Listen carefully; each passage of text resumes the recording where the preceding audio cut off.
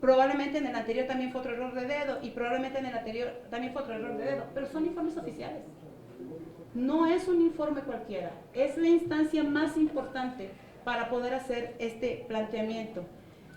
Si usted revisa el tema de las sentencias, señor subsecretario, cuando el Distrito Federal, por ejemplo, establece en el 2013 lo que se está planteando respecto de la persecución, hay al menos de las sentencias 30 que ellos están reportando en el 2013 que además no las reflejan, no corresponde la misma cifra. No sé si pudiéramos irnos a la siguiente lámina y si pudiéramos ir a la lámina, a las gráficas, por favor, que tenemos ahí. No sé si se las mandé a las gráficas, Víctor, las gráficas pasadas, las que hicimos, las que están en Excel. Pero permítame nada más para que pudiéramos plantear el comparativo de las sentencias. Mire, acá, señor subsecretario, usted puede verla en lo que están revisando. En el 2013, el Distrito Federal reporta 38 sentencias, pero después reporta 83. Hay una diferencia, 45 sentencias. ¿De dónde salieron esas 45 sentencias? Yo preguntaría, ¿no? Y luego Chiapas 10, que es el mismo caso, tiene una ley similar a esta, que no es la ley en materia de trata de personas, que es una ley de competitividad y ordenamiento comercial, es decir, cómo regular los lugares, todo tipo de lugares que se están haciendo.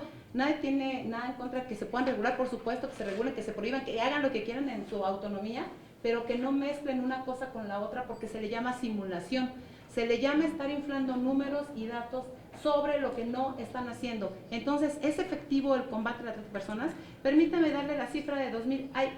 El informe 2013, con la separata que la licenciada Nava nos plantea en el 2015, hay una diferencia de 80 sentencias. Se reportan en 2013 74 y 154 nos reportan en la separata. ¿De dónde salieron esas sentencias? No lo sé. En el 2014 corresponde, no tenemos problemas, son 137 sentencias por cada una de los rubros, pero en el 2015 seguimos hablando de 414 sentencias. Solo, señor subsecretario, que el 80% de las sentencias están concentradas en 4 entidades federativas. ¿Qué está pasando? ¿El resto de las entidades federativas no están haciendo nada?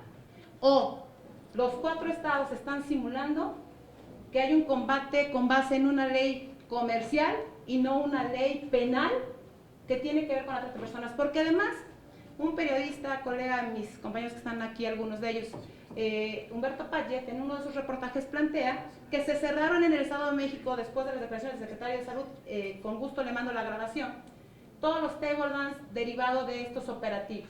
1500 dice el secretario de Salud, porque yo tuve la oportunidad de tener una entrevista después con él. Sin embargo, cuando el reportero regresa, todos estos lugares están abiertos. La pregunta sería ¿quién los abrió? ¿Los mismos dueños?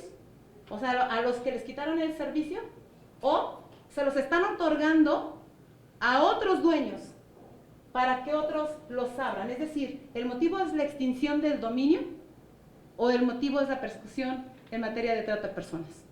Yo en lo personal no lo entiendo.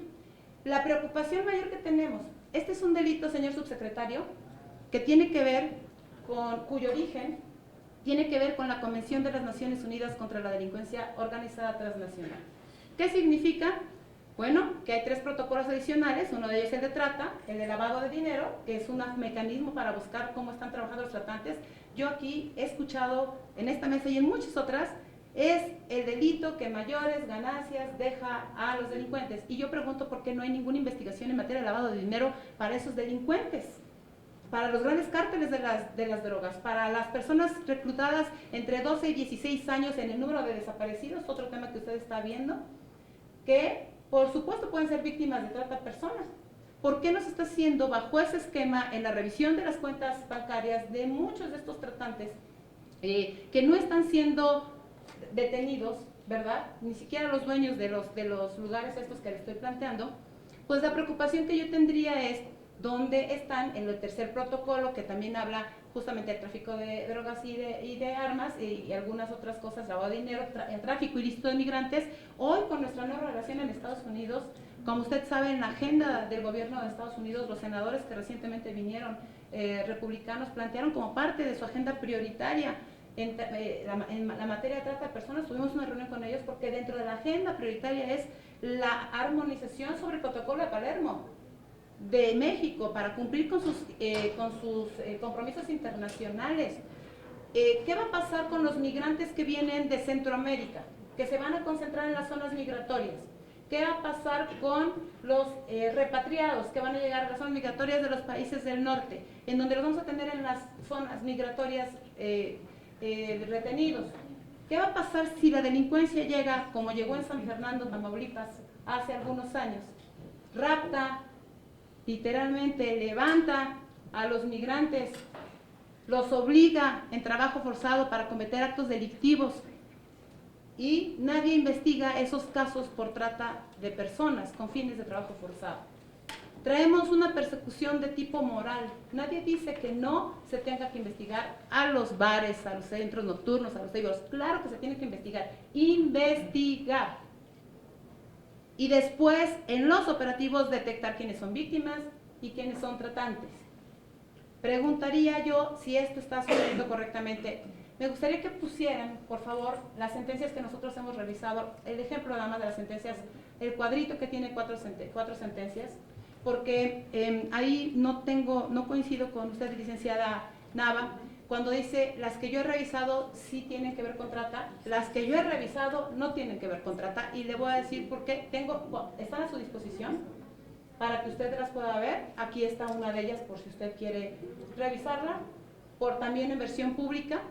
Para nosotros es preocupante que la reclasificación del delito sea lesiones, por ejemplo, o sea, explotación o lenocinio, pero no trata. Se sentencia con el artículo 10, pero se le dé una pena a una persona de 4 años con beneficio de la conmutación, cuando el artículo 10 de la ley vigente tiene como mínimo 5 años. Cuando hay una tesis, hay 2 tesis aisladas ahorita en la Suprema Corte de Justicia de la Nación sobre el artículo 10, para saber si en la redacción que dice toda acción o omisión dolosa de una o varias personas para transportar, enganchar, retener, trasladar, etcétera, a una o varias personas. O sea, da lo mismo que haya trata de personas, se trate a una persona que se trate a 50. ¿Dónde está la diferencia entonces con delincuencia organizada? Preguntaría por qué PGR no está teniendo en su conocimiento por parte de las entidades federativas muchos de esos casos y esas sentencias, algunas conocidas.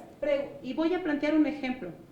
Se habló mucho del tema de Alejandra Gil Cuervo, respecto de cómo estaba organizada y quién le distribuía lamentablemente a las jóvenes que estaban siendo explotadas con prostitución ajena en la Merced, ¿no? En algunas zonas ahí, ¿verdad?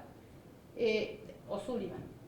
Yo preguntaría, ¿por qué si hay una red delincuencial evidente ahí que distribuye a las niñas que vienen de Oaxaca, de Tlaxcala, de Puebla, de Chiapas, etcétera, lo tienen en el fuero local y no en el fuero federal? ¿Cuál es la diferencia? ¿Quién está entendiendo la diferencia de trata de personas del fuero federal o del fuero local?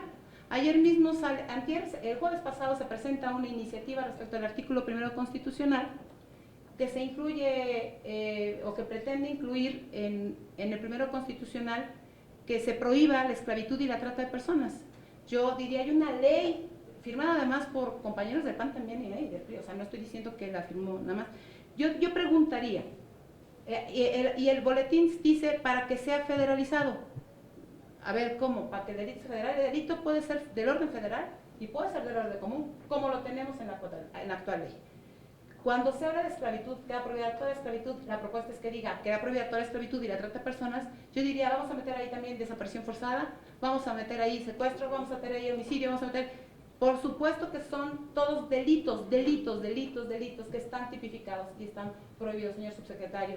Perdóneme la pasión quizá con la que yo planteo estas cosas, y la verdad, La verdad sí me preocupa. Me preocupan las cifras que veo, me preocupa la simulación que veo de las entidades federativas y nosotros, por supuesto, entendemos que es un tema sumamente delicado. Nos consta y no dudamos ni de la capacidad ni de la intención que tienen de hacer las cosas, pero delitos de esta naturaleza no pueden quedarse en plena y en simple intención. No puede decirse en este país que está funcionando una ley y que vamos a tenerla porque está funcionando, cuando nos damos cuenta que hay una confusión terrible y se están usando otras leyes para perseguir estos delitos, no la que tendría que estar siendo perseguida. Y le comparto también la jurisprudencia que salió respecto de la Corte Interamericana en materia de convencionalidad y la Suprema Corte de Justicia de la Nación, que establece justamente la obligación del Poder Judicial, del Poder Legislativo y del Ejecutivo de aplicar los principios de convencionalidad.